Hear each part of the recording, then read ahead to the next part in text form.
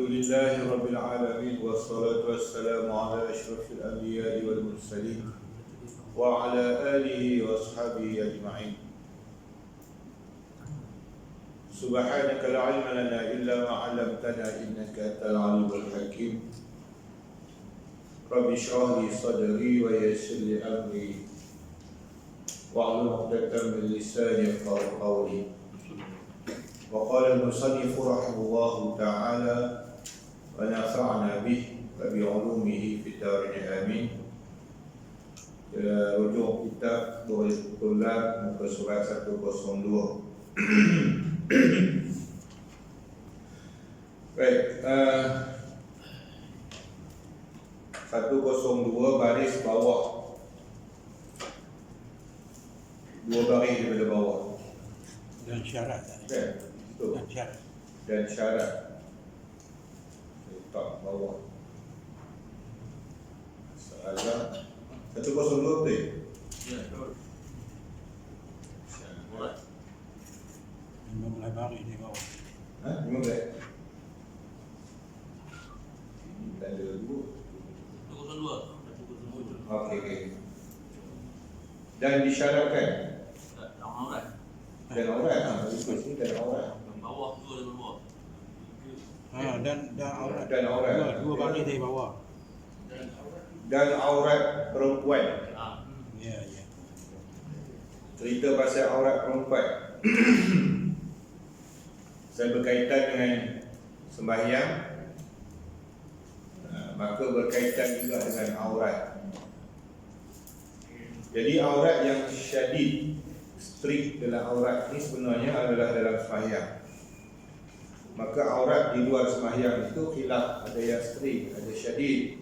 Ada ketikanya dia syadid, strict, ada ketikanya ada kelonggaran. Maka di sana ada banyak khilaf. Okey, kita bahas hari ini auratnya aurat sembahyang. Dan aurat perempuan yang merdeka jikalau belum balik dalam sembahyang dan tawaf sekalian badannya, melainkan mukanya. Muka dihukum tidak aurat. Baik. Dan dua tangannya, dua tangan perempuan tidak dikira aurat. Okey. Cuma dhabit yang kata dua tangan itu macam mana? Yang kata dua tangan itu telapak tangan ataupun pergelangan tangan. Maka kalau terajak sikit daripada pergelangan tangan kira aurat. Di tempat pergelangan tangan ni di sini, sendi. Penemuan antara tapak tangan dengan tulang tangan kita ni. Jadi tulang masuk aurat. Dia kena tutup dulu. Jadi kalau boleh ni setengah tangan lah, lebih afdal untuk ditutup. Maka sebab tu orang Melayu dia mudah, dia pakai telekung, tak timbul lagi terbuka aurat tangan. Tapi sekarang ni orang moden sekarang dia ikut orang Arab. Jadi Arab ni dia pakai jubah. Jadi dia pakai sarung tangan. Orang Melayu pakai jubah tak pakai sarung tangan. Jadi dia pakai jubah dia gitu. Ni tangan ni terbuka. Kadang-kadang dia buat klip gitu. Terbuka aurat. Lepas tu orang buat, orang perempuan dia takbir dalam telekung supaya tidak nampak tapak tangan dia. Pada nampak daripada celah macam ni pun tak boleh. Kita bahaskan tu kan, daripada atas di keliling, maka hukumnya batal. Kalau nampak daripada bawah tak ada masalah. Okey. Dan dua tangan dan zahir dan batin. Dua tangannya zahir dan batin. Mana belah ni pun boleh terbuka, belah tapak tangan ni boleh terbuka. Tapak tangan ni belakang tangan. Boleh terbuka. Yang tak bolehnya di sini, lengan dia ataupun hasta dia. Okey. Hingga pergelangan tangan. Pergelangan tangan ni sini. Okey, Maka tiadalah keduanya aurat. Kenapa dia tak termasuk pada aurat? Sebab pada segi muamalahnya hajat membawa ia kepada membukakan keduanya. Kerana muka dan tapak tangan ini berhajat kita untuk buka. Okey, ini dalam bab sembahyang. Maka apakah hukum orang perempuan pakai purdah ketika sembahyang? Hukumnya makruh. Macam mana tuan-tuan pakai mas ketika sembahyang, asalnya hukum makruh, tapi dah kerajaan wajibkan, gugurlah makruh tu. Tapi kalau purdah tu dipakai kerana dia nak pakai purdah, makruh. Kalau dia ganti dengan mas, lain hukumnya, sebab ni dah berubah. Jadi dia tak nak pakai mas, pakai purdah lah. Adakah purdah tu dia detect sebagai ganti pada mas? Kalau dia ganti pada mas, maka dia tak makruh. Okey. Menunjukkan bahawasanya muka perempuan ni tidak aurat. Cuma perhubungan antara perempuan dengan lelaki lain. Maka saya kata tadi dia ada aurat straight, syadid. Maka ulama yang syadid dia kata maka termasuk muka perempuan itu aurat di depan lelaki yang ajnabi, yang wajib ditutup, kata sebahagian ulama. Kemudian sebahagian ulama lain mengatakan ianya sunat ditutup, kerana ikut sunnah segala isteri Nabi diperintahkan untuk hijab, maka sunat tutup. Jadi kaul yang kuat, yang ramai disokonglah, mengatakan muka perempuan tidak aurat walaupun di depan ajnabi. Apatah lagi ketika hari ini dia jadi hajat. Apa hajatnya? Hajatnya untuk membeli belah. Mesti tahu siapa yang jual, siapa yang beli. Nanti kalau semua pakai purdah, dia jual barang tu kawan ni beli, ya, rosak atau sebagainya, dia nak tukar balik. Ya ke Mika yang datang beli tadi? Ya, saya. Ya, muka tak nampak. Dia jadi masalah. Maka sebab itu dalam segi urusan keduniaan harus dibuka. Jual beli, nak masuk airport, dia suruh buka. Kerana itu data keperluan. Okey, daripada segi menjaga maruah perempuan itu, sebab itu sebagai ulama kata wajib kerana takut berlaku fitnah. Maka ijma' ulama mengatakan jika berlaku fitnah muka perempuan tersebut, maka dia aurat. Kalau tidak, tak. Muka lawa sangat, cantik sangat, sampai kalau Tok Guru mengajar pun dia tengok muka perempuan dia tak mengajar kitab, tak nampak kitab. Itu kena tutup lah. Kalau dia lalu habis semua 4 lebih surau pun dia tengok itu.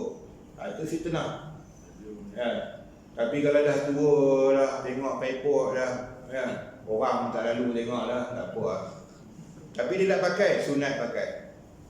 Masih sunnah, tapi tak jatuh wajib ketika tu. Itu aurat dia beza. Sebab aurat dengan manusia ni dia berkaitan dengan nafsu. Bila mendatangkan fitnah, misalnya duduk kampung tu semua lelaki, dia seorang perempuan, itu wajib dah pakai tu. Sebab lagi jadi fitnah. Orang tu pilih muka dia seorang, orang lain tak jadi dah. Tak ada orang lah. Maka ketika dia jatuh wajib, dia ikut suasana, keadaan. Tapi kalau kata dah situ ramai perempuan, seorang lelaki, orang lelaki dia kecut. Orang lelaki dia kalau dia seorang, perempuan ramai, dia kecut. Dia tak berani lah. Tak ada fitnah. Maka tak jadilah aurat ketika tu. Dia pun tak teringin nak tengok. Takut dia. Macam mana aurat lelaki dan perempuan? Kalau ikut sama, ikut asal hukum kaedah yang katakan ilah sebab. Maka muka lelaki pun kalau ikutnya aurat juga. Tapi oleh kerana lelaki ni dia muamalah, dia kuat, dia bekerja, dia apa semua, takkan nak suruh carak suruh ikut budak. Satu lagi, kecantikan lelaki dia tak sama kepada cantik orang perempuan. Jarang orang perempuan tengok muka lelaki lawa dia nak syahwat. Dia cuma seronok je. Dia berkenan. Hidung mancung dia. Muka bangla pun dia benda. Pasal hidung mancung. Tapi dia bukan syahwat. Orang lelaki lain, dia tengok batang hidung syahwat, dia tengok mulut bibir syahwat. Maka sebab tu dia ada hukum tu. Ada hukum kata wajib, ada ketika harus buka. Maka dalam sembahyang tak perlu tutup. Ya, kecuali orang perempuan tadi dia bersemayam di depan ajnabi macam surau ni ha. Ya. Siapa ada orang lelaki semayam pergi menghadap perempuan? Ya, semua menghadap kiblat. Jadi maknanya tidak terdedah muka dia tubuh badan dia pada ajnabi. Maka ketika tu makruh dia tutup. Sebab Nabi larang menutup muka ketika semayam. Kalau dengan perempuan kafir, macam mana? Dengan orang perempuan kafir, aurat perempuan dengan perempuan kafir adalah aurat bekerja. Dalam sistem aurat dia ada aurat bekerja. Ini yang digunakan oleh kebanyakan ulama dalam muamalah. Kebanyakan. Contohnya kita kata aurat bekerja ni disebut di dalam kitab Fathul Mu'in, iaitu aurat yang kita kata untuk mudah buat kerja. Jadi perempuan dia aurat bekerja dekat ni. Siku dia jangan buka, tapi tutup. Macam orang perempuan baju kedah, baju borong dah kan dia sekerat. Itu kat situ je. Kemudian tengkuk dia dibenarkan. Itu aurat bekerja. Asalnya aurat bekerja ni bukan aurat orang merdeka. Dia aurat yang disebut dalam kitab sebagai aurat hamba. Hamba ni dia dengan Tuhan dia separuh, dia macam lelaki. Dengan orang ajnabi dia tutup aurat penuh juga. Tapi oleh kerana dia bekerja, dia panggil aurat bekerja. Maka hamba tu boleh buka, dia pakai rambut dia tutup pakai scarf lah, kita dah pakai scarf. Tengkuk dia boleh buka. Ya. Ni tutuplah dada ni. Ya. Tangan dia sekerat. Itu disebut dalam Fathul Mu'in lah. Kalau ada kaul lain, wallahu a'lam. Maka kebanyakan ulama kita bila dia tengok kita zaman sekarang orang perempuan bekerja, ya, kerja kilat, jadi nurse, ya. Dulu nurse pun tangan pendek, ulama tak marah. Sebab apa? Sebab dia memang bekerja. Kalau tangan panjang dia susah, dia jadi masyaqqah. Maka dia kelonggaran, dia bukan nak mengorak orang tangan pendek tu. Faham? Ya, tapi dengan kita kata kebangkitan Islam kini, ya, dia pun tak nampak ke situ. Orang fiqh dia nampak situ. Dia beza tu orang fiqh dengan orang awam hukum, ya, pendakwah dia tak sama. Orang fiqh dia tengok masalah, keperluan dia masa tu, maka dia benarkan buka. Tapi sekarang dah ada inner lah, binatang lah, apa glove, soft, hand soft lah, hot soft lah, semua ada. Dia pun pakai ni tak ada masalah, pakai lah. Ya, untuk aurat kita kan. Tapi kalau ikut asal hukum dia tak ada dia. Sebab dia senang bekerja. Dia dah bekerja orang perempuan lah. Beza orang perempuan dulu tak bekerja, dia keluar maka kena tutup aurat. Kalau dia anak dara jadi fitnah, kalau dia bini orang lagi fitnah. Sekarang ni dia bekerja, dia cari makan apa semua, jaga biar selemak apa semua, nak pakai jubah gitu, tutup. Jadi susah, masyaqqah. Islam dia bukan jadi susah gitu, dia maka dia benarkan. Sebab dia bukan nak mengorat masa tu. Dia dah bekerja, orang pun tak mau tengok aurat dia, masa dia orang nak makan nasi lapar. Dia beza sikit situ. Lainlah kalau dia bukan bekerja, atau kerja yang tak berlibat kerja susah, ya, pengacara TV, pergi pakai sesi, tak boleh lah. Sekerat sini sebab dia berdepan dengan orang begitu, direct begitu, ya, dia bukan bekerja kelang kabut. Lainlah dia tengok situasi hukum ni dia tak sama antara satu orang bekerja macam ni dari keringanan dia. Doktor lagi ringan, ya, dia tak akan nak pakai serabut begitu, ya, tersilap dia tertinggal gunting lembut ni. Itulah fiqh, faham. Aurat semayam dia lain. Kalau dengan perempuan kafir ni, rambutnya rambut bagi tutup. Okey. Kalau kita duduk di rumah ni macam biasa lah. Boleh lah pakai t-shirt tangan lengan tu. Kena pakai tudung. Ya. Tinggal lagi kalau dia berkhidmat dalam rumah.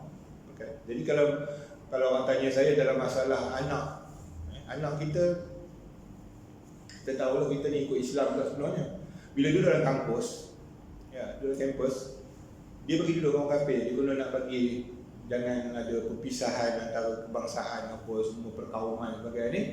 Ya, maka dia suruh duduk kafir sebilik. Wajib tutup aurat sekurang-kurang aurat khidmat. Maknanya kena pakai tutup skap. Kalau ikut tak boleh, pemerintah tak boleh bagi paksa dia duduk satu bilik. Berdosa pemerintah. Ya, sebab mereka wajib menjaga aurat daripada orang kafir. Asal hukum dalam mazhab Syafi'i wajib menjaga aurat dengan orang fasik. Kita jaga aurat kita dengan lelaki perempuannya. Dah. Apa beza antara aurat lelaki perempuan dengan aurat lelaki perempuan dengan perempuan kafir? Dia beza tu. Beza ilat yang kita kata tadi, aurat dengan lelaki kerana syahwat. Aurat di antara perempuan kafir dengan perempuan kafir, perempuan kafir dengan perempuan Islam, iaitu fitnah. Ya, orang kafir, orang fasik termasuk. Kalau ikut kitab fiqh dia kata fasik. Orang fasik dia orang yang tak boleh dipercayai. Jadi yang timbul hari ini viral yang ada video tambah dengan video ini, lagilah wajib kita tutup aurat. Sebab dia klik, dia hantar post. Kamu tengok Minah ni kat luar dia pakai purdah. Kamu nak tengok tak body dia yang tak pakai purdah. Pak, dia klik, dia hantar. Apa jadi? Sebab tu tak boleh. Sebab tu tak boleh duduk dengan orang fasik. Orang fasik ni banyak tak amanah atas berkawan. Dia boleh bercerita kat kawan, aku tahu barang dia muka elok sangat, muka dia elok dia. Ni akan berlaku manusia begini. Ya, maka sebab tu kena berkawan dengan orang yang adil, yang tidak fasik. Ya, Islam tak bagi kita dedahkan keburukan pada orang fasik dan beri kepercayaan pada orang fasik. Hatta kafir lagi lah, lebih aula lah, tak boleh. Itu relevannya, tapi masyarakat yang tak faham ni, dia memerintah. Dia tak tahu tu apa kepentingan sebenar. Dia ni menyusahkan agama ni. Kita cari kaul yang mudah lah. Sedangkan kaul ni, pendapat ni memelihara kemurnian orang Islam. Tanpa zaman viral ni. Macam saya bagi contoh saja. Cuba bayangkan. Dia geram kat budak-budak misalnya. Ya, duk dakwah dia ajak dia sembahyang, dia tak tahu aku geram ni nanti.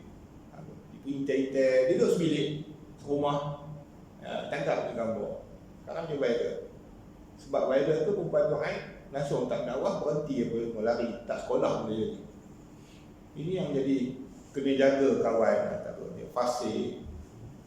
Kafir lagi lah utamanya, sebab tu dia suruh tutup aurat supaya jangan berlaku fasik. Hatta orang kafir tidak dibenarkan masuk dalam rumah kalau tidak ada mahram kita. Makcik-makcik tinggal rumah kita, kawan lama tak jumpa. Ya. Kawan tahu kawan tapi dia kafir. Ya, non-Muslim tak boleh bawa masuk rumah. Walaupun dengan izin suami. Kecuali ada suami. Dia bila ada suami ada mahram, dia kurang fitnah. Jadi aurat ni pun termasuk kita saya kata tadi, dia ada punca kita dengan Allah Taala. Dia bukan sebab aurat tu syahwat, tetapi kerana adab dengan Allah. Aurat kita antara lelaki sama lelaki, aurat tu adalah syahwat, libat syahwat. Ya. Aurat kita dengan tadi ni masalah kafir apa tadi adalah aib ataupun mura'ah kita ataupun menjaga kita punya aib lah, supaya jangan didedahkan keburukan kita daripada orang fasik. Okey, sikit lagi. Tak habis kitab juga.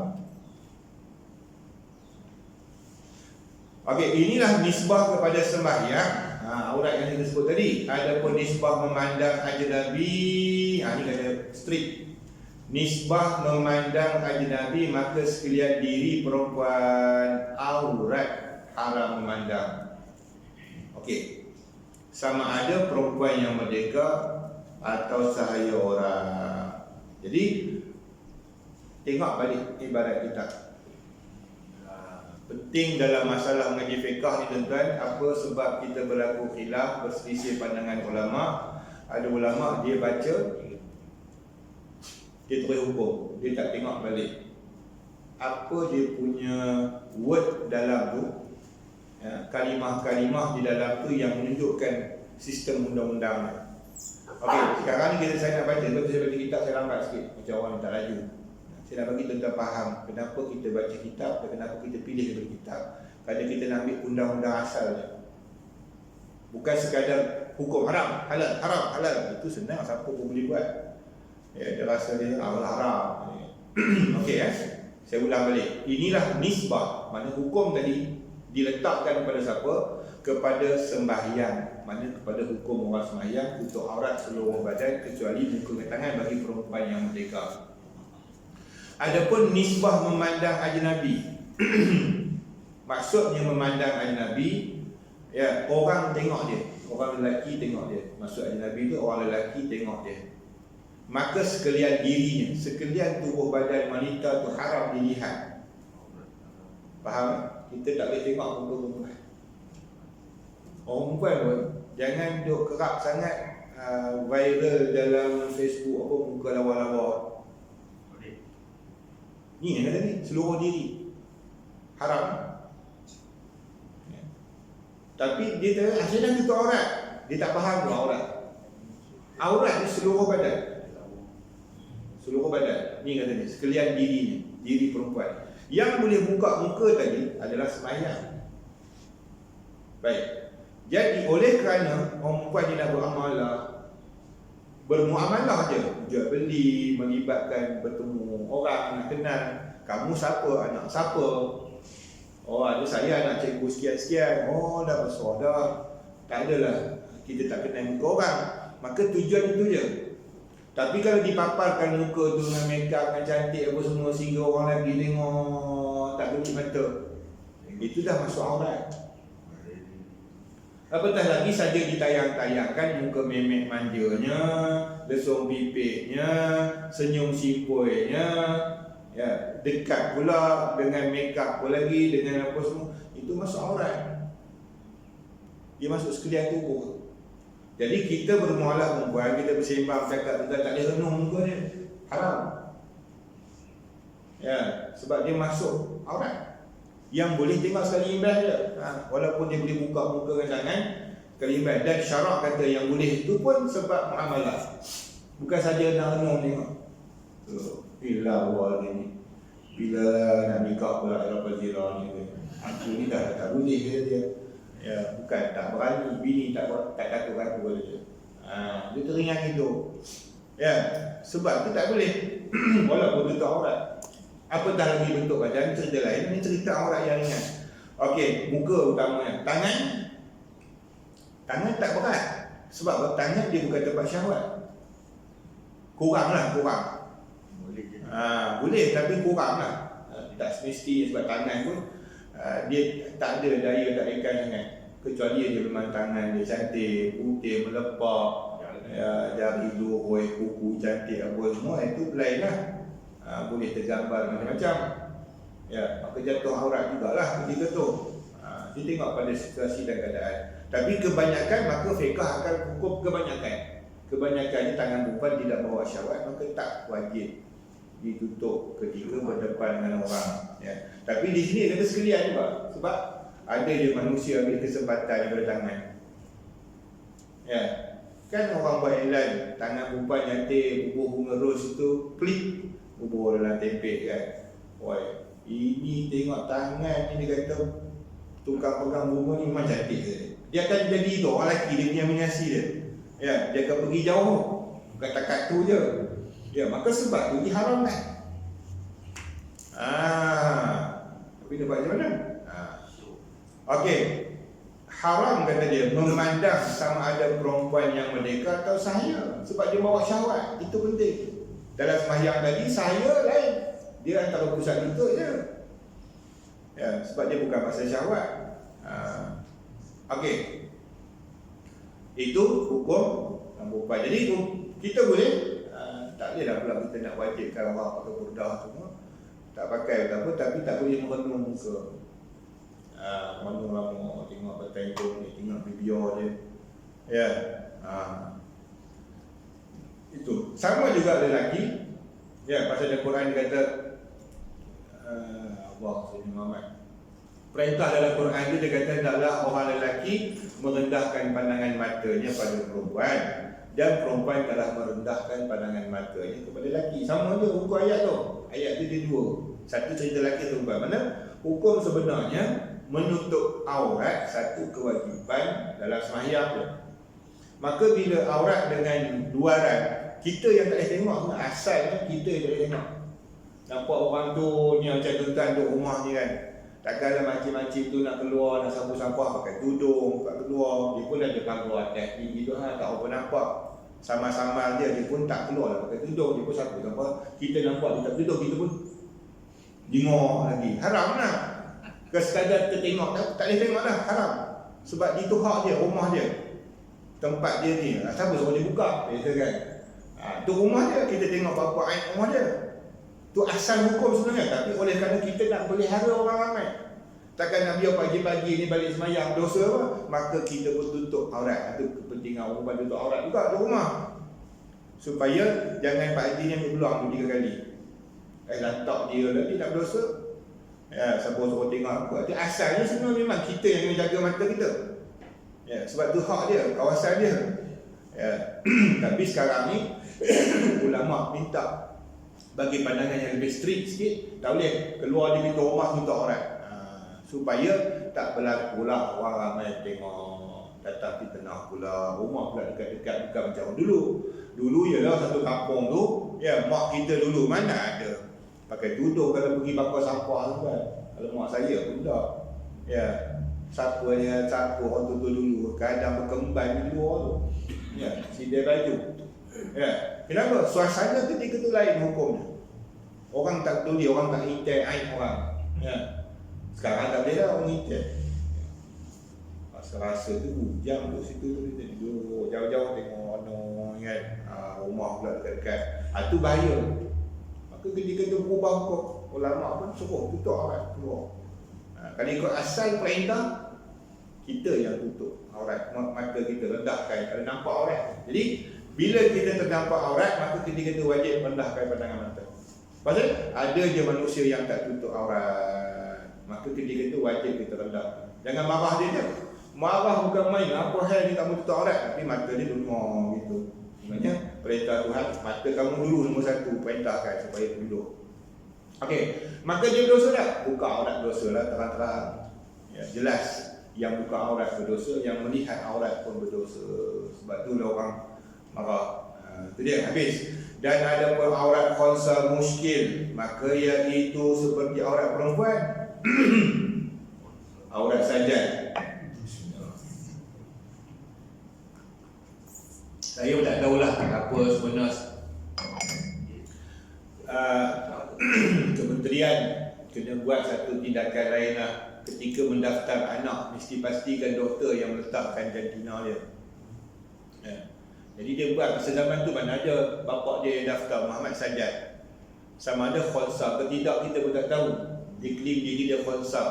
Okey, khonsa ni saya beritahu yang lepas, dia ada 2 hukum. Ada khonsa muskil, ada khonsa wadih. Dia ada 2 khonsa. Khonsa wadih iaitu 2 kemaluan. Bila khonsa ni dia ada 2 kemaluan. Tapi salah satu je fungsi. Kalau dia ada lelaki perempuan, yang perempuan dia kencing ke perempuan, itu masuk fungsi. Ya, maka dia perempuan, boleh kahwin. Ada 2 balat Ustaz katanya. Kalau pun 2 balat, satu lagi tu tak dipakai, kondem, maka dikira perempuan, boleh sah kahwin. Ya, dikira hukum perempuan. Satu orang ni dia kencing lelaki punya, maka dia hukum lelaki. Dia bukan hukum perempuan. Dia panggil khonsa wadih. Dia panggil wadih kan. Satu lagi khonsa muskil yang kita baca sekarang ni. Dia tukar-tukar, kejap lelaki, kejap perempuan, kejap lelaki, kejap perempuan. Maka dia punya taraf ni, khonsa ni, dia lebih sikit daripada perempuan. Kalau susun saf, lelaki, kanak-kanak lelaki, khonsa, baru perempuan. Dia gitu. Ya. Khonsa dia tinggi sikit martabat daripada perempuan. Ya. Jadi dia tak boleh duduk satu saf perempuan lah. Kalau ikut peraturan sembahyangnya, dia sah depan perempuan. Sajak sembahyang lah. Itu yang jadi isu tu kan. Bukan isu redha-redhaan. Ya, tak apalah dia dah tukar nak macam mana, terimalah nak macam mana. Dia katakan kita kan bukan boleh buat apa dah. Ya, terima dari perempuan. Tak boleh, hakikat dia lelaki. Kalau dia khonsa, kena tahu kenapa dia bubuh Muhammad di situ bin. Maknanya dia khonsa lelaki, bukan perempuan. Bukan muskil. Muskil mana nak bubuh Muhammad di situ? Ya. Jadi kena bubuh ni sekarang ni. Jantina apa? Khonsa muskil. Tak boleh lelaki perempuan. Lelaki perempuan. Khonsa.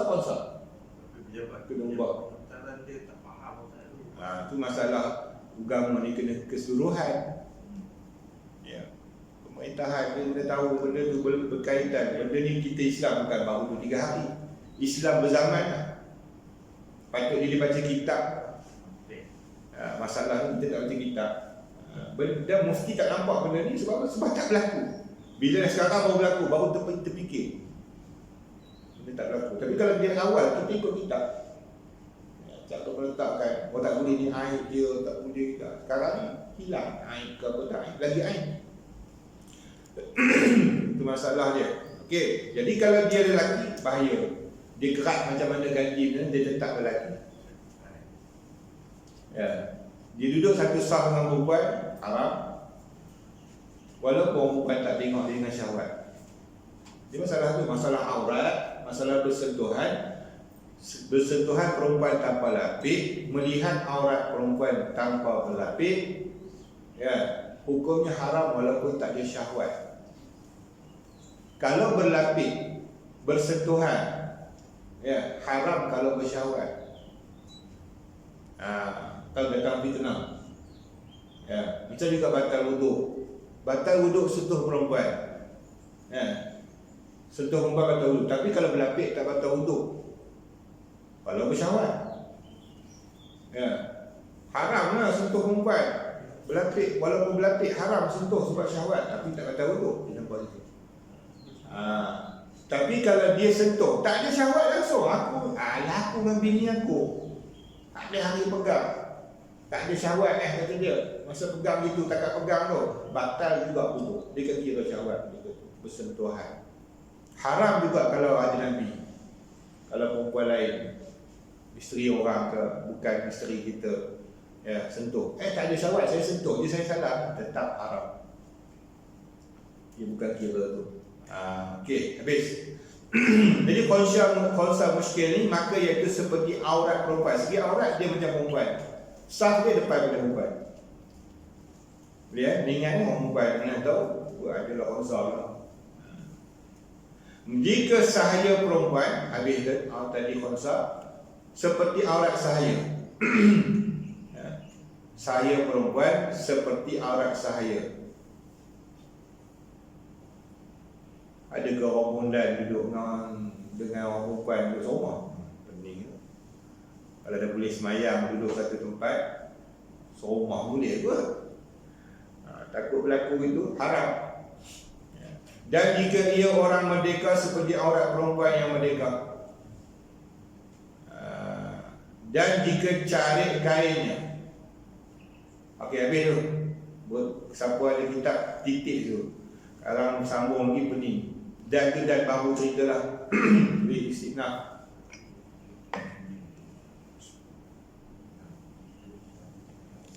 Dan jika carik kainnya, maka modal ia menutup dengan tapak tangan. Ada penting ngaji kan. Tuan semayang, elok sampai dekat nak tahiyat akhir, perak tutup sebelah kanan. Tutup tu. At-tahiyatul mubarakatuh, tangan kainan ni pegang punggung lekat. Ni koyak kain ni nak tutup aurat. At-tahiyatul mubarakatuh, salatul thayyibah. Jangan dibuka tapak tangan tu sampai salam. Assalamualaikum warahmatullahi wabarakatuh. Tak payahlah kat dalam tu. Sunat. Dengan syarat terkoyak terus tutup. Tapi dah koyak lama dah baru nak tutup, batal lah. Okey, tomak ninah je. Dia pergi pakai tomak ninah tu. Dia nak terbuka dan terus tutup. Boleh. Kalau tidak, batal sembahyang dia. Okey. Atau tangan orang lain. Tak apa, tangan orang lain boleh. Ya. Jika di sini maksudnya sekalipun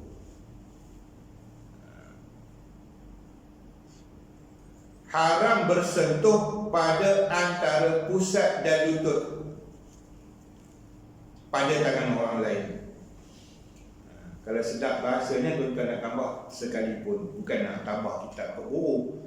Ya, kita nak faham diri kita. Senang pasal dia ada situ lauk apa ni? Insya'iyah ataupun lawayah sekalipun. Kering. Minta maaf. Okey, apa maksud sini? Kain terkoyak. Ya. Bukan kita tutup, kawan tolong tutup kain koyak kita tengah semayang. Ya.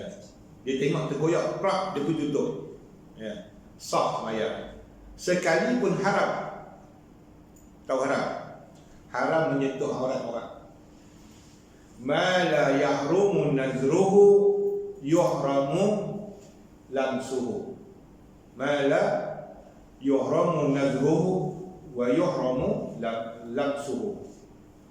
Barang yang, itu kaedah fiqah bukan hadis. Kita kata hadis pula. Kaedah fiqah kata barang sesuatu yang haram melihatnya maka haram sentuhnya pada aurat. Ya. Okey, aurat perempuan haram dilihat maka haram disentuh. Ya, maka sebab tu muka dengan tangan bila sentuh jadi aurat haram, tak boleh. Ya. Begitu juga tuan-tuan, jaga orang surau, orang masjid pun. Ya, orang surau juga, masjid juga, tapi aurat kadang tak jaga. Ada orang tua marah kat saya, tapi bukan marah depan, marah belakang. Ya. Saya terangkan hukum, saya kata orang masjid surau jaga. Ya. Kita datang masjid, datang surau. Ya, tapi aurat tak jaga. Kenapa? Pakai seluar, pakai kain, tak pakai seluar dalam. Ya, pakai spender je. Pergi ambil wuduk, masa ambil wuduk, dia sentik dia sampai nampak lutut. Nampak paha. Ya, itu satu. Yang kedua tu bersidai kat kerusi. Sekarang tak boleh SOP kan. SOP tak boleh sembang luar dah. Sama dia polis. Dia sembang kat itulah bangku batu tu. Sambil tu pakai jalan dekat. Sambil tu dia tarik kain tu. Nak tunjuk tak nampak. Dia kain dekat. Ambil dia tangan tu dia tarik. Sampai nampak paha. Dia perlu gosok paha dia. Ya, gosok paha dia. Sikit lagi nampak burung. Ya. Haram tu. Sama lelaki bukan dia terliur pun. Memang tak terliur. Haram. Aurat. Itu hukumnya aurat. Okey. Tak boleh satu hair. Tengok pun dah haram. Ya. Oh, ya tak apa-apa. Saya gua bika je pak tepuk paha dia. Tepuk paha dia. Pak gitu. Sembang. Haram. Haram melihat pahanya. Haram menyentuh paha. Bukan syok pun dia. Dia ketika syok tak syok. Haram melihat, haram menyentuh. Itu maksud dia. Jadi kawan yang tolong tutup aurat tu dengan tapak tangan dia, dia tutup tu haram. Tapi sah semayang kawan tu. Segi sah, segi haram, haram juga. Tapi dia boleh lari hukum. Pasal apa? Jaga darurat. Tidak bantai semayang kawan ni, kata dia. Haram lah, kata dia. Ada dapat lah. Tidak saja-saja dapat haram. Ya. Jangan nak pegang paha kawan. Jadi kaum lut lah. Takut jadi kaum lut. Itu tu pakai seluar pendek lah apalah. Kawan-kawan itu kan. Tepuk, gosok lagi Jadi sebab tu macam mana haramnya orang lelaki sentuh perempuan, kecuali dalam perubatan. Ya. Kalau mengurut, kalau ada orang tukar urutnya perempuan lagi nak bagi lelaki. Ya. Kalau dapat doktornya adalah orang perempuan lah, ya lelaki. Tapi yang pakarnya lelaki buat beranak ni kan. Nak macam mana? Kebanyakan doktor pakar beranak ni bukan perempuan. Orang perempuan tak suka jadi bidan. Orang lelaki yang suka. Tak faham, tak tahu. Itu dah kita. Bini tu beranak semua orang lelaki tengok. Nak macam mana? Ya, itu keperluan lah kita tu. Sebab dia tengok bukan syok pun. Tapi itulah kalau boleh elak lah. Orang perempuan jadi bidan. Saya rasa emosi tu sebenarnya emosi yang tahan tengok orang perempuan yang sakit beranak punya orang lelaki. Ya, sebab dia tak pernah beranak. Orang perempuan ni dia pernah beranak, jadi dia tak tahan tengok. Dia tahu kau tu sakit macam mana. Sebab tu orang perempuan tak mau jadi bidan. Kot teori saya betul tak orang lah. Okey, tak apa. Jadi orang lelaki jangan bagi orang perempuan murah. Bahaya.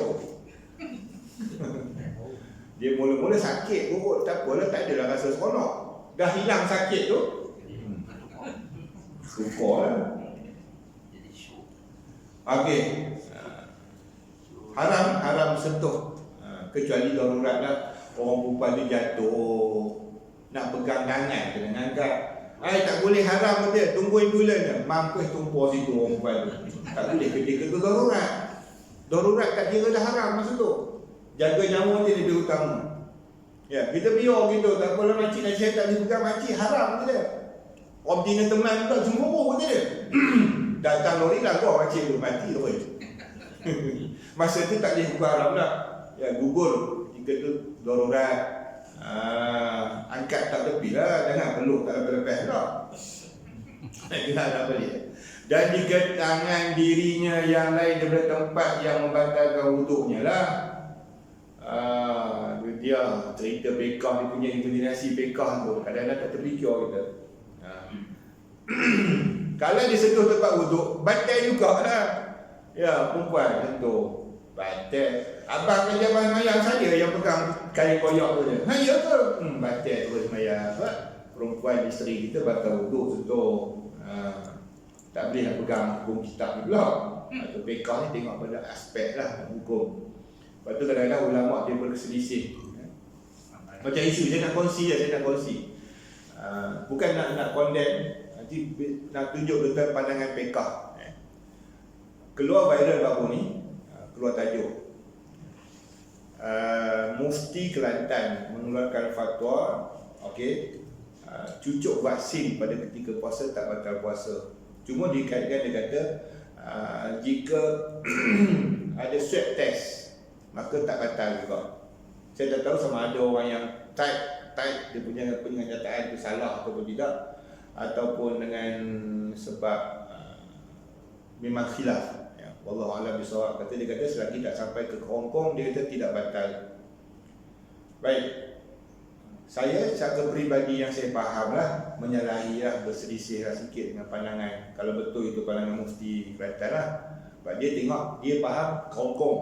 Okey, kalau dia betul faham kata Hong Kong yang batal, maka swab test tak batal.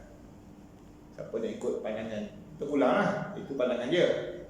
Bagi pandangan yang saya tengok, bukan pandangan peribadi saya yang saya nakal daripada kitab-kitab fuqaha, batal puasa memasukkan satu dalam rongga terbuka, iaitu salah satunya hidung dan juga telinga dan juga kerongkong. Kalau dia masuk ke mulut dia sampai kerongkong, itu kerongkong. Tapi kalau masuk ke hidung dia bukan kerongkong, dia duduk sini, batin. Dia kata batin lubang hidung sini. Kata Tuan Guru Haji Cik Kodiak, saya pegang kata-kata beliau, bila kita jolok sesuatu dia rasa bahasa orang Kelantan, bahasa orang petani kita kita akan rasa berdengung kan, macam nak bersin kan. Masa tu dah batal. Tapi kalau tak kelengking kita masuk mana nak tunjuk ni, pukul bekah nak tunjuk kotor-kotor, masuk sekali tak batal lagi. Tak batal sebab apa? Sebab dia belum batin. Ya, jadi kalau masuk terasa macam terkejut tu lah, terkejut lah tu, orang petani kata batal.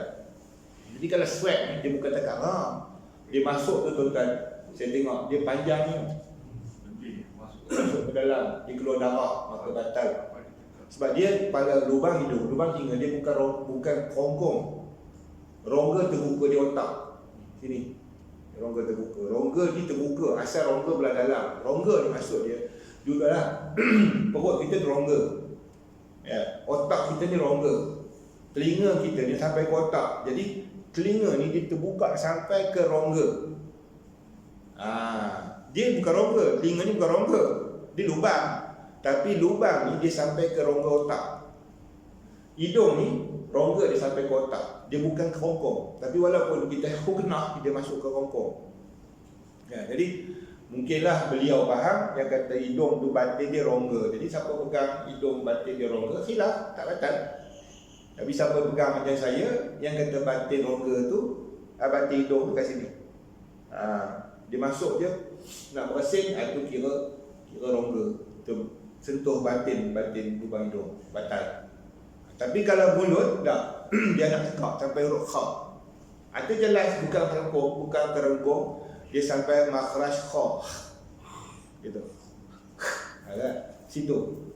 Jadi anak tekak tu belum anak tekak dia, lepas anak tekak batal. Jadi kalau nak gosok gigi ke apa ke nak jolok ke tak boleh lebih pada anak tekak, batal. Tu penting nak faham benda tu. Ya. Telinga sampai faham tak? Sebab dia rongga dia otak. Rongga dia berkongkong. Mana lagi rongga? Susu perempuan. Itu lagi lah. Dia tak boleh terlajak sikit daripada, maaf cakap puting dia. Mana tahu. Kan sekarang teknologi macam-macam. Ya. Acupuncture lah, pelotong ya. Ya. Jadi acupuncture dia kata tak boleh, susu mancing dia bengkak tu. Nak buang ni acupuncture dia tikam lubang susu tu sampai dalam. Kalau dalam sampai rongga batal. Batin puting susu tu. Ya, sebab dia kira rongga. Yang main tempat keluar susu tu. Ya, lubang punggung, rongga, lubang sampai ke rongga. Rongga dia perut, lubang yang terbuka namanya. Masuk kat mana? Ubat nak berak senang tu, menjolok tu kan. Masuk, batal. Kencing, lubang kencing, lelaki perempuan juga adalah rongga, lubang rongga. Masuk, lebih dia tenggelam jari, batal. Itu kita faham dan saya nak beritahu khilaf. Kenapa Mufti Kelantan dia kata tak batal dengan sweat? Sebab dia faham rongga dia adalah sampai ke rengkung. Lepas rengkung baru batal. Yang saya faham tak? Saya faham dia batin hidung. Sebab dalam kitab kita batin hidung. Wallahualam, mungkin ada kaum yang mengatakan yang dimaksudkan rongga tu adalah sampai ke rengkung. Saya pun tak study lagi. Cuma nak cerita khilaf di situ dululah. Okey, habis. Itu pegah ni dia gitu kan kadang. Nampak Tok Guru ni strict, nampak Tok Guru ni ringan sangat. Itu biasalah dalam hukum fiqh gitu. Tapi jangan fanatik fanatik, ta'assub, kelahi, bergaduh, itu yang jadi masyarakat kita hari ini pincang. Tapi bagi seorang yang dia nak berpegang dengan pendapat dia sendiri, itu tak boleh kita kata apa. Kita kena hormat. Ya, kita kena hormat dia.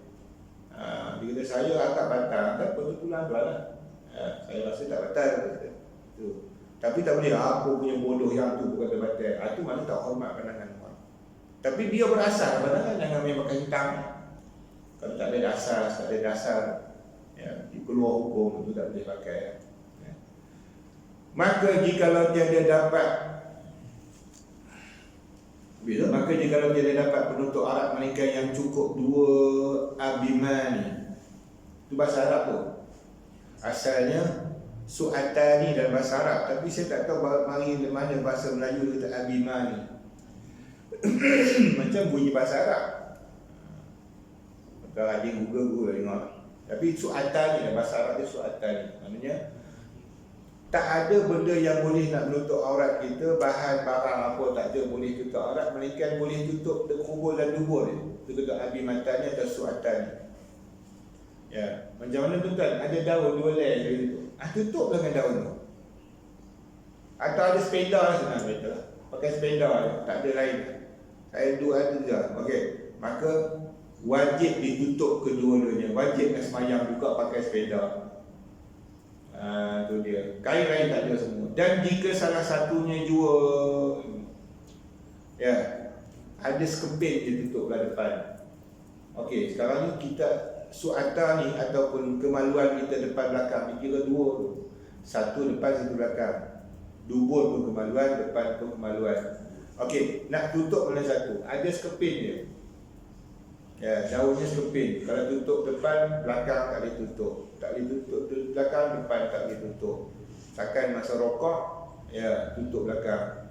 Ya, bila bangun, cabut pun ke depan balik. Penting ceritanya. Ya, tu fiqah dia punya imaginasi dia jauh. Baik. Ketika itu darurah. Izatil taqad daruraini. Bila bertemu 2 benda yang darurat. Ya, ittakhiz akhaf min huma. Ittakhilu min akhaf min huma atau fattakhiz akhaf min huma. Ambillah yang ringan padanya. Okey. Jadi kalau benda tu menyebabkan hukum wajib, ya, ambil darurat yang besar, iaitu kemaluan depan lah yang paling buruk kalau dibuka. Kemaluan belakang kurang sikit sebab bila berdiri dia tutup. Orang jaga depan dulu, belakang kurang sikit. Ya, jadi kalau dia boleh nak tutup, dia tutup depan je kan. Ya, dia pusing belakang, orang tengok tak apa lagi yang dia. Itu maknanya yang depan dulu. Maka dia bagi tahu kita. Sebab kalau kita tak ikut peraturan ni andainya lah, na'udzubillah, dia nak jadi ustaz, jangan. Ada sahabat-sahabat kita, pejuang-pejuang Islam kita yang dipenjara dalam negeri kafir, tak dibekalkan pakaian walaupun selai. Mana yang tahu? Itu kalau dia tak ada ilmu apa dah semayang ni. Ya. Kadang dia kata, apa fiqah mengarut ustaz? Kamu tak tahu benda yang fiqah sebut kamu akan hadapi. Bukan semua orang lah. Orang yang dipenjara. Allah SWT, kawan saya doktor PhD, kawan kami sekolah dulu Arab. Yang ni main WhatsApp. Lama dia tak berWhatsApp. Itu katanya dia minta doa kawan-kawan dia di charge apa kesalahan dia dalam penulisan. Dia kata dia teroris. Kawan ni itu doktor Jamal, doktor kami, pensyarah kami. Sekarang ni senyap je kan. Mesir sekarang ni pemerintah dia Sisi ni orang agama tak bersuka. Walaupun apa ni Husni Mubarak dulu orang kecil juga, tapi orang agama suka dia juga. Ya. Sisi ni saya tak tahu kenapa sangat orang marah kan, sebab dia merampeh pun. Jadi kena baru ni kawan seorang. Dia tak tulis lama dah, tak ada penulis dalam WhatsApp. Sahabat tanya, tengok dia ada komen. Kenapa lama tak nampak WhatsApp berapa bulan? Dia kata aku kena penjara 6 bulan ke 7 bulan baru ni. Bayar. Ya, kita ingat dia duduk selesa, tiba-tiba pun masuk penjara. Tu masalah fiqah kena pakai lah tu. Dia bukan penjara betul, lokap ni tuan-tuan tahu. Kalau lokap negeri Arab, mana ada berhasil ni kita. Allah Akbar, kata kita ni memang VIP. Ya. Penjara pun VIP. Ya. Mesir tuan-tuan, kalau duduk penjara dia makan bubur tu lah. Gandum tu, bubur garam je. Kamu lalu tak telan juga. Sebab tu dia kalau masuk penjara dia serik nak masuk balik lah. Kita kalau masuk penjara sekali nak masuk lagi sebab makan sedap. Ya. Dia duduk luar dia jadi tak cukup makan sampah-sampah. Dia duduk penjara itu boleh makan free dia tiap hari. Ya. Itu dapat elang dulu. Ya. Dia pun nak keluar penjara kan bekerja di luar dalam beberapa bulan dapat elang. Ya. Mesir tak ada lah. Dia ada penjara bawah tanah, dia ada penjara macam-macam tempat dia. Jaga. Orang Arab memang takut masuk penjara. Makan macam kuda, makan macam tu je makan. Tu dia. Dan maka didahulukan abimani, maka tutup je depan. Kalau ada selai je nak tutup belakang dia, buka belakang, depan buka belakang, maka tutup depan tu utama. Tu kata ambil yang lebih utama, yang di hadapan, kerana ia berhadap ke kiblat tu. Lagi lah. Yang tu punggung tak apa, belakang kiblat. Tu punya hormat kiblat. Orang sekarang tak hormat kiblat. Sebab dia faham tak ada nas, tak ada hujah, tak ada sunnah. Saya kadang-kadang kecil saya duduk dalam bukanlah kuat sangat agama. Orang tua saya tahu dia bentuk guru, ya, tapi dia tak tekan anak-anak. Memang nak beragama sungguh mesti keluar. Jangan anak nak walai. Tapi dalam segi adab, itu nombor satu. Ya. Diajar nak tidur macam mana, jangan lunjur kaki ke kiblat. Ya. Kita tu tak tanya lah apa hujah, apa dalil. Ya. Tapi kita buat. Pasal bapak ni begitu ajar kan. Tak boleh lunjur sekarang, orang lunjur gitu je kiblat. Kesukaan hati dia. Ya. Jadi pegang pada mana? Ya. Satu, memang tak ada gas, tak ada dalil pada perkara tu. Tapi dalam hukum kencing berak, ya, maka haram kencing tanpa berdinding ataupun berlapik berhalangan menghadap kiblat, atau berak atau membelakangkan kiblat. Haram. Kecuali dalam tandas rumah, dia ada tandas ditutup untuk tandas, maka tak apalah ngadap mana pun. Jadi kita berpegang itu, kencing berak, kemaluan, dah masuk dalam bab semayang tadi. Nak tutup depan ke belakang, tutup depan, sebab depan tu menghadap kiblat. Mana ada penghormatan kita utama pada kiblat. Maka kaki kita ni, Bukan hukum halal haram dah. Kita bukan saya nak keluar hukum haram. Sebagai adab. Ya, elok sangat ke kaki kita nak hadap ke Kaabah. Oi, Kaabah tu muji oi. Walaupun dia jauh dengan kita, ya, tempat kita nak menghadap Allah Taala, dia suruh kaki nah kamu. Enjoy kan. Kalau kita nak berunjur pun kita ngelakkan daripada menghadap kiblat. Ke sana ke belah sana. Tak apalah. Penghormatan kita kepada kiblat. Sebab tu agama Islam tak dipelihara kita sebab kita tak jaga adab. Ya. Kafir pun hinakan agama kita, pelekehkan. Al-Quran gitu tuan-tuan, masya-Allah, tabarakallah. Ya. Saya takut sekali Quran. Sebab Quran ni dah banyak orang kaya kata kan. Quran rata-rata pergi Mekah baca Quran. Tengok Arab pun Quran ni campak-campak ya. Jangan tengok Arab. Ya. Guru mulia kami Syekh Nuruddin rahimahullah mengaji Mekah daripada kanak-kanak tu. Dia sampai mengaji sekolah menengah Arab. Cakap Arab pasal tu sebab dia duduk Mekah lama. Dia sekolah menengah sampai masuk universiti di Madinah. Dapat BA, kemudian sambung di Mesir. Cuma master dia tak habis di Mesir. Masa BA dia habis di Mesir. Duduk dengan Arab, kawan dengan Arab, dicampur dengan Arab lama. Ya, tambah duduk di Mesir saya rasa 12 tahun. Lagilah perangai Arab Mesir dia jumpa macam-macam perangai. Tapi satu titik pun kita tengok dia tak melekat perangai Arab dia. Dia memang Arab, marah. Saya tahu. Masa kawan cerita saya kami belajar kitab Awdahul Masalik. Awdahul Masalik. Karang Imam Nawawi dia ta'liq, dia buat cetak semula nak mengaji bab haji dan umrah. Tahun tu Syekh nak pergi haji. Jadi dia buat pengajian haji. Saya sempat satu juzuk je sebab saya duduk forok, jarang jumpa. Jadi pengajian dah habis separuh kan. Masa nak dapat cetakan kedua kitab ni dia lambat dicetak oleh orang Arab. Orang Arab ni suka tempoh-tempoh. Syekh ni marah, dia tahu perangai Arab ni macam ni kan, marah. Sampai Arab tu kelang kabut, bawa kitab tu kami dapat bergam lagi, gam tu basah lagi. Cerita dia punya lambat, dia punya proses. Kita dah habis baca kitab, dah habis dah, dia tak sampai ke kitab. Tahulah kan, tapi itulah dia boleh jaga diri dia, akhlak dia, peribadi dia tak macam orang Arab. Tapi bukan orang Arab, malah orang Arab. Ya. Antara satu yang saya tengok sangat dijaga guru adab pengajian, adab dengan guru, adab dengan Quran, adab dengan kitab. Itu memang diajar anak murid di Mesir itu. Sampai dia pergi, dia ni nak susun almari. Saya pernah dengar tu dia, almari Al-Quran atas sekali. Lepas tu kalau ada lebih tafsir atas sekali. Kemudian baru hadis. Kemudian baru kitab tasawuf ke fiqah dulu, baru tasawuf atau akidah dulu, baru fiqah, baru tasawuf. Dia turun step. Martabat ilmu tu dimuliakan. Ya. Boleh jaga kan? Bukan senang nak jaga macam mana dia jaga. Sebab tu kita tengok akhlak dia, ilmu dia, masya-Allah, tabarakallah. Ya.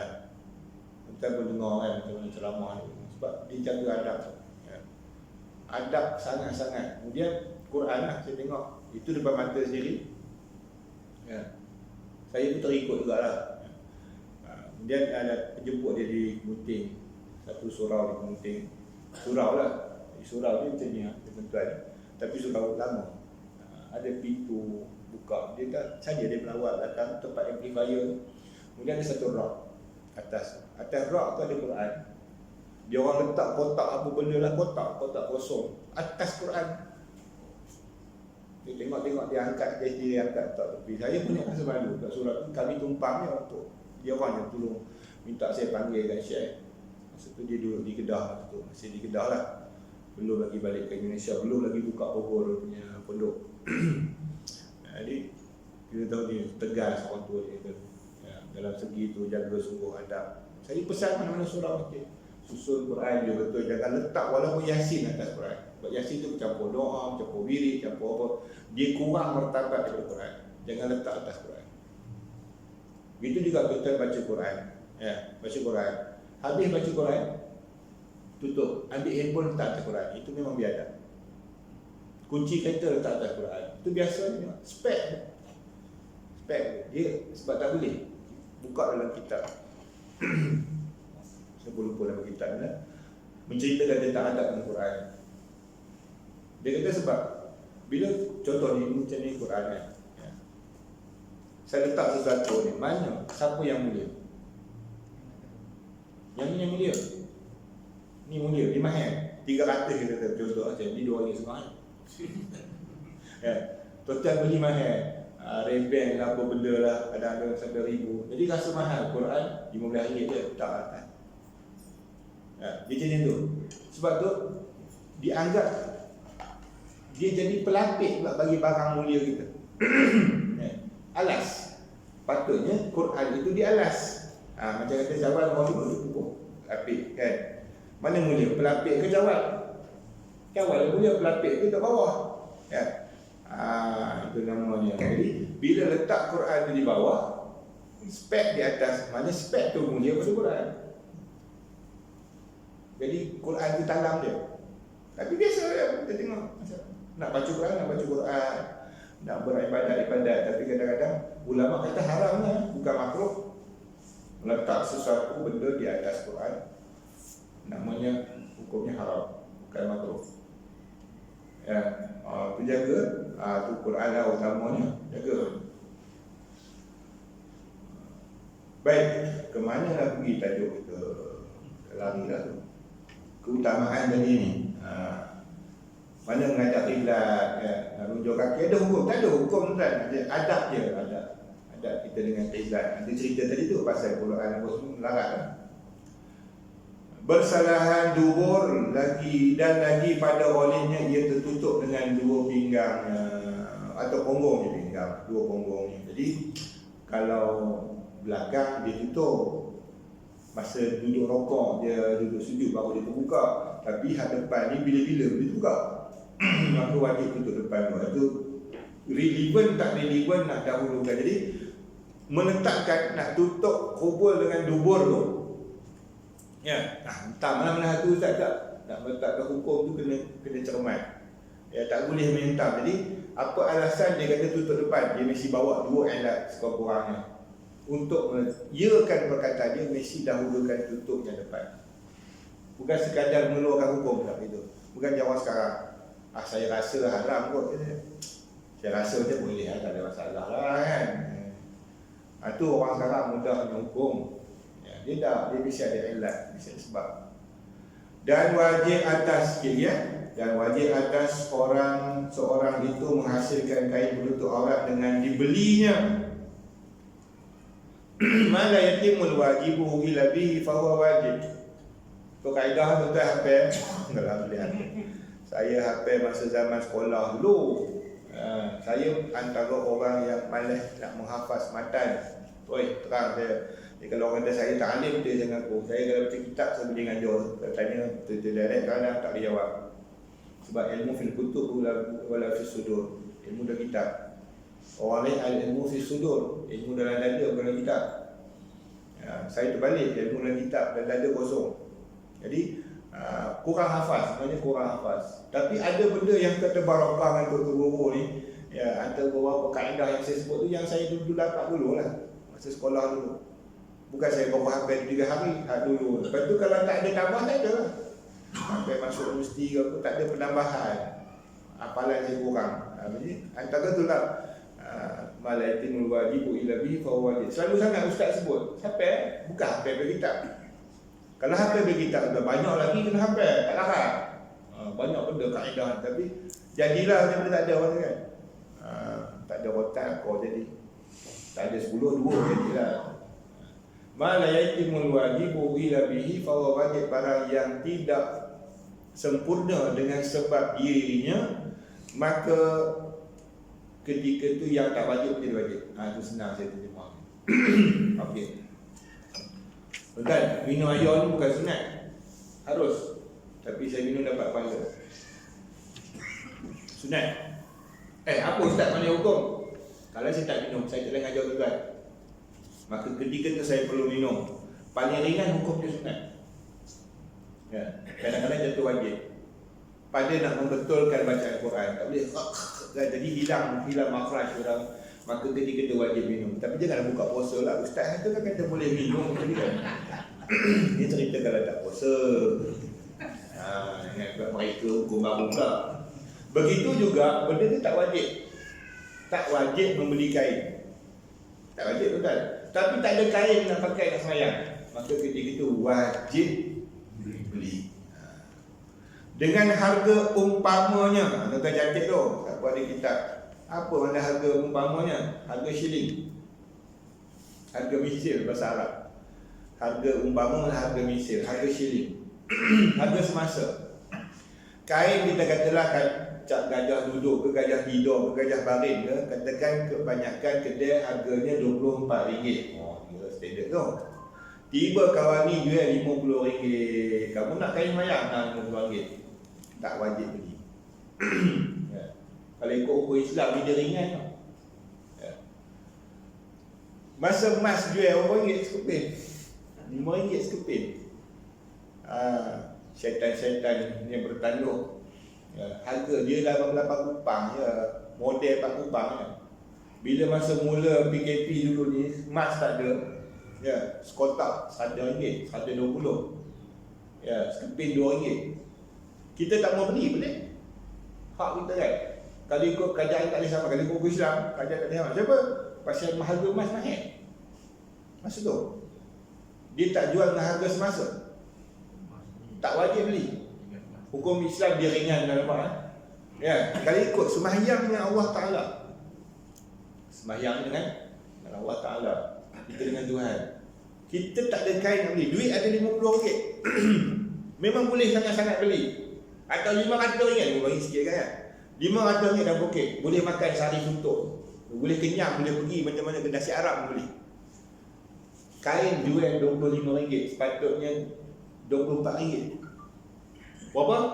25. Bukan 24 ke? Nak beli ke tak nak beli ke? Saya nak jual 25 ni. Tak wajib beli tuan-tuan sembahyang telanjang tak? Ketekut haji. Kebekah. Pasal apa tak yuk? Tak nak membenarkan orang yang menjual, menzalimi orang lain. Walaupun RM1. Kalau harga semasa. Kecuali benda tu bukan harga semasa. Jadi kalau emas tu daripada harga sekotak apa dia kata dah adatnya masa dulu RM18, RM20 tu adat lah. Ya, ni jual sampai RM70 tu mengapa? Tak payah lagi. Ikut. Polis tahan berapa tak pakai? Ya. Beli emas pun lebih daripada harga petrol tu. Tak boleh tangkap. Ikut hukum Islam betul. Dia tak nak ada orang menzalimi orang. Tapi kita jarang belajar buat agama kan, sampai tahap tu. Jadi kita tak tahu. Kita diperbodohkan dengan orang-orang sekular. Ya, dia beli dia apa semua. Kerajaan boleh tindakan. Dia kata lah tindakan haram ni pun. Ya, kita akan menjaga siapa yang dia emas lebih daripada harga sebenarnya. Dah kaya kau tu, dah beli kereta baru lah. Atau dengan disewanya seperti menghasilkan air wuduk. Sama hukum macam ambil wuduk tu kena beli air, macam tu juga hukum aurat kena beli kain. Tu maksud dia. Dia kata saya sewakan, wajib ambil. Dan lebih lagi kerana air itu ada gantinya, iaitu tanah. Dan faedah kekal bersalahan air wuduk dengan sekali pakai jua. Okey. Sewa. Kena sewa lah. Air wuduk hutang. Hutang air. Esok bayar balik tak apa hutang. Okey. Dan jika ada kain kena najis, maka tidak dapat akan air, maka naklah sembahyang telanjang. Allah Allah. Ya, 10.30 lah. Tu lagi. Ada soalan, dia buka soalan lah senang. Dia baca ya. Nak habis cepat kita boleh. Saya baca je tuan-tuan dengar. Tentu pakai tidur. Ketang cepat lah. Jadi saya baca 2-3 baris ambil barakah, saya terang. Kita nak tanya soalan, siap soalan lah sebelum sampai tajuk. Saya terang. Ada kawan ibu ada soalan apa kan? Boleh tulis. Ustaz, nak minta tanya soalan daripada sahabat mengenai solat Isra' waktunya. Okey. Solat Isra' ada dalam kitab ni, dalam bab ni. Waktu solat Isra'. Okey, Isra' ni khilaf ulama. Pada sunat dan tak sunat dia pun khilaf ulama. Jadi kalau ada orang kata tidak ada sunat Isra', ya, ada pendapatnya. Ada pendapat kata dia ada solat Isra'. Okey. Isra' dengan syuruk dia berbeza. Syuruk, tuan-tuan tengok dalam jadual ada syuruk. Syuruk tu matahari naik. Mana habis waktu subuh. Habis waktu subuh. Okey, waktu tu, waktu syuruk tu adalah waktu haram. Faham? Waktu haram sembahyang. Waktu lepas asar, waktu lepas subuh, waktu matahari terpancar, waktu matahari terbenam, waktu matahari terbit, maka ketika itu haram sembahyang. Maka kata ulama, termasuk dalam kitab Bawah Tulang ni, kalau kita nak sembahyang Isra', kita guna nama lain lah, bukan syuruk. Sembahyang Isra' hendaklah lebih matahari naik penuh, ya, matahari naik penuh. Maka kita bagi 7 minit selepas, ulama bagi kan 7 atau 8 minit selepas syuruk. Sebab apa? ni matahari, ni bumi kan, bumi 4 cari yang tak tahu. Okey, matahari naik, dia naik sikit gitu, habis subuh, tu syuruk. Tu syuruk. Maka dia bergerak naik ke haram ni, waktu ni, waktu tahrim, sampai dia naik lebih sikit gitu kan, tak sampai waktu duha lagi. Ni belum duha. Inilah sebagai Isra'. Ulama kata pilih waktu ni untuk sembahyang. Kemudian dia naik segala, itu lebih kurang segala macam itulah, baru masuk duha. Jadi jaga, jangan bunyi tek terus sembahyang. Kita jagalah, sebab ikut Syekh bertanya, dia suruh renggangkan waktu tu sikit. Dipersetujui oleh kebanyakan fuqaha dalam masalah menghormati waktu tahrim. Tapi boleh juga kaedah yang ambil syuruk, kata tak, sebab dia sembahyang berwaktu, terulang lah. Sebab sembahyang tu sendiri hilang, maka dia jagalah kedudukan Isra'. Itu je lah, tapi bukan maknanya masuk-masuk waktu terus sembahyang tak. Itu waktu syuruk, waktu terbit. Dah terbit lebih tu baru dia masuk waktu Isra'. Setengah ulama dia bagi sama dia, tak Isra' dengan duha tu sama. Yang tu lah Isra', yang tu lah duha. Tapi setengah ulama dia ada beza. Ada juga memang banyak orang gitu, dia masuk tek dia terus sembahyang, waktu tu haram, waktu baru habis subuh. Wallahu a'lam.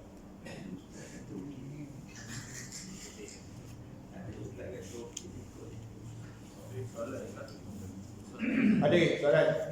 Kau ibu Soalan tajuk ni dari tu masjid. Tengah azan boleh? boleh? Tak dimestikan kita tunggu azan habis. Terutamanya waktu Jumaat. Bagi yang Jumaat di masjid kan, bukan surau. Ya, Jumaat di masjid, dia masuk, dia patut tahiyatul masjid. Ketika tu orang tengah azan kedua, maka ketika itulah dia sembahyang. Tak payah tunggu habis azan. Sebab kalau tunggu habis azan, dia melanggar perintah yang disebut dalam hadis.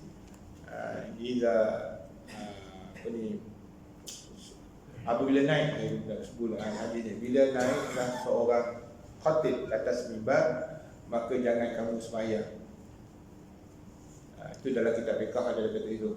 Bila khatib naik atas mimbar, jangan kamu sembahyang. Maka bila pegang itu, bila dah azan kedua, ya, kita kata tak mula lagi lah. Ya, azan kedua tu belum mula lagi, khatib tak baca khutbah lagi, kita boleh pegang situ. Sebab larangan tu makna ketika khatib baca khutbah. Jadi bila dah ditunggu orang habis azan, habis azan, khatib pun bangun, Alhamdulillahilladzi apa sama, dia baru Allahu Akbar nak sembahyang.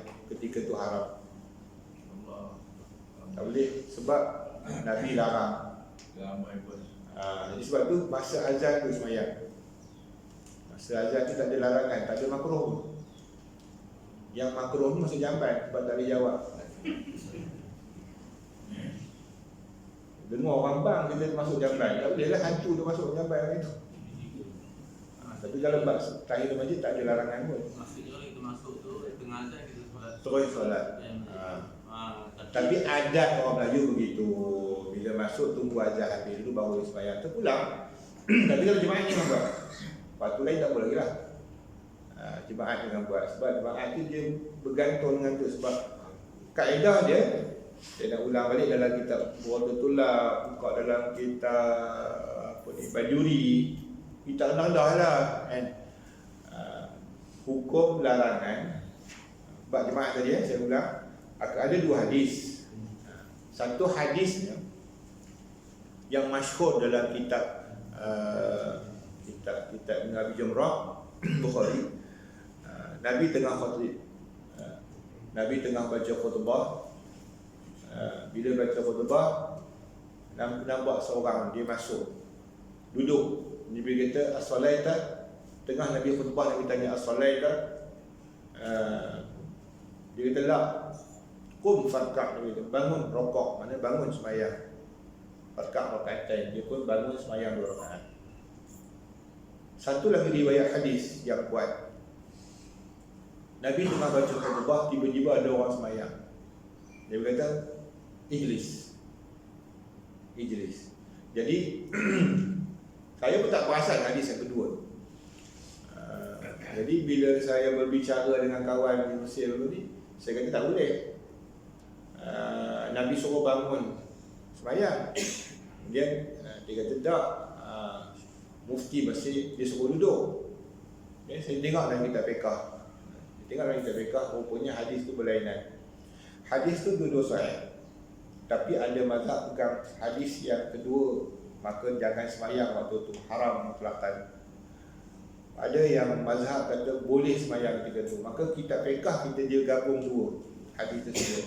Siapa yang masuk ni, kitab fiqh kita kata, siapa yang masuk dalam masjid ketika tu khatib telah membaca khutbah, dia baru masuk masjid, ya, maka dia sembahyang tahiyatul masjid dan habiskan secara ringkas. Jangan duduk. Itu yang Nabi kata qum farqa. Baca orang tu tadi, Nabi tengah baca khutbah, dia baru masuk. Setelah dia masuk, dia duduk. Nabi suruh bangun sembahyang. Sebab ya, dia masuk tu hak dia adalah tahiyatul masjid dulu, baru dengar khutbah. Tapi bagi orang yang dah ada dalam masjid, itu maksud dia. Orang yang dah ada masjid tu, hadis yang kedua, ya, dia dengar, itu cemuh kamu apa dok khatib baca panjang. Dia pun bangun nak sembahyang 2 rakaat. Nabi kata ijlis, duduk. Tak boleh, haram dulu. Jadi ulama pegang bila khatib dah mula alhamdulillah, jangan sembahyang apa sekalipun, kecuali orang yang baru masuk masjid tadi, dia tak sembahyang lagi, dia sembahyang. Itu beza dia lah. Jadi faham di situ. Sembahyang apa tadi? Sembahyang qada pun tak boleh, sembahyang sunat apa pun tak boleh, tasawuf masjid pun tak boleh. Wallahu a'lam. Ustaz, penting juga. Ya. Kalau kita solat, dia punya solat kita tak ambil salam. Kalau tengah serokok kita terkejut. Ada kalau kita nak kelas sembahyang, bagi salam ke atau boleh kita terus keluar? Okey, wallahu a'lam. Saya sekadar yang saya tahu lah saya jawab. Saya tak tahu ada khilaf lah. Kadang yang saya tahu tak disunatkan bagi salam. Satu, kaedah dia yang saya pegang, kaedah dia yang kata sembahyang, ya, dimulakan dengan takbiratul, disudahi dengan salam. Okey, sekarang ni kita habis sembahyang tu dengan salam ke habis sembahyang kentut? Dengan kentut. Bila kentut tidak ada lagi sembahyang lah, kita tambah dengan salam buat apa? Satu, dengan sebab bukan rukun dia. Ya, rukun dia jelas sekali. Yang kedua, dah tak ada wuduk, sambung apa? Apa perlunya bagi salam? Dia kata nak hormat sembahyang, tak payah, dah batal keluar je lah. Yang saya faham lah. Tapi ada orang ajar dia kata bagi salam. Saya tak pasti daripada kitab mana, atas dasar kot saya pun tak sempat jumpa share tadi. Ya, tapi setakat yang saya faham lah setakat ni lah, ya, iaitu tak perlu kepada bagi salam sebab dah batal wuduk. Batal wuduk tu tak ada berkait dengan sembahyang, dah habis. Putus dengan sembahyang, keluar je lah. Nak hormat sembahyang apa lagi. Cuma niat, dia niat tak niat apa bagi. Senang kata niat keluar sembahyang ni tidak dosa haram. Kerana dia penyambung. Dia kena niat keluar semayang. Kalau dia duduk lagi tunggu, haram. Tu maksud dia. Tapi kalau dia dah berpaling diri dia daripada semayang, mana niat keluar semayang? Jadi dia kata bagi salam tu untuk tujuan kata keluar semayang. Tak juga. Tapi kalau ada sakit perut, dia kena, kalau tidak terbagai. Ya. Dia bagi salam. Niat berhenti habis lah. Terbatal sembahyang itu dengan niat berhenti. Niat berhenti. Niat berhenti, tak payah bagi salam. Ya. Bukan tempat dia bagi salam pun. Dia tertiblah sembahyang. Sembahyang tu pun nak batal kan? Tak perlu betul tu. Habis. Ada. Yang tadi yang masuk upah dia kan, dia lambat. Tapi dia buat niat tu, dia buat niat qabliyah. Tak boleh. Kena niat ni. Niat tahiyatul masjid. Dengan niat tahiyatul masjid campur dengan qabliyah tak boleh. Kalau qabliyah saja tak boleh. Sebab hak tu hak tahiyatul masjid. Kita kadang kalau semayang masuk kelas sampai waktu maksud dia macam contoh kita semayang macam asal lama-lama semayang terlambat Lambat. kita tengah semayang dan tu Masuk waktu. Masuk waktu tu macam mana sana Terus dia orang soalan dia kita masuk tengah semayang, waktu dah sempit suntuk. Kita tengah semayang, Allahu Akbar, tiba orang azan, jangan berhenti terus. Terus je. dan solat tu Kecuali elok nak angkat tangan A, baru A, orang bumbang, habislah waktu kena angkat lain sebab qada. Dia bukan tunai. Tadi kita niat tunai ni. Tunai itu berubah kepada qada tapi sambung tanpa ubah niat. semayang kesah lah Sah. Kalau sengaja jadi haram, kalau tak sengaja tak dimaafkan. Tidak maafkan, dimaafkan. Contoh memang suntuk, kita tertidur kan, memang suntuk, ada waktu sikit lagi, semayang juga, jangan tak semayang. Kalau tangguh, berdosa. Waktu yang cupoi itulah kita kena ambil, maksimumnya ambil, sekadar mana boleh. Maka elok takbir Allahu Akbar, orang bumbang, terus je. Dikira niat tak payah ubah, semayang tak akan berubah jadi qada lah. Pahala dia tak dapat pahala tunai, pahala qada. Tapi dia niat tak payah ubah sebab dia dah niat pada takbiratul ihram. Kecuali dia baru nak angkat tak sempat niat. Tak sempat niat, tak sempat habis ihram, orang masuk waktu, maka dia akan jadi qada seluruhnya, dia kena niat semula semayang dulu. Wallahu a'lam ya. A'udzu billahi minasyaitonir rajim. Bismillahirrahmanirrahim.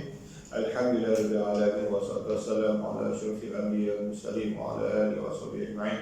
Allahumma iftah 'alaina bil-'arifin, Allahumma iftah 'alaina bil-'arifin, Allahumma iftah alaina bil-'arifin. Allahumma nawwir qulubana bi nur hidayatika kama nawwar min syamsika wa nabada bi rahmatika walhamdulillah. kalau tuan ada sedikit belakang juga dah silakan.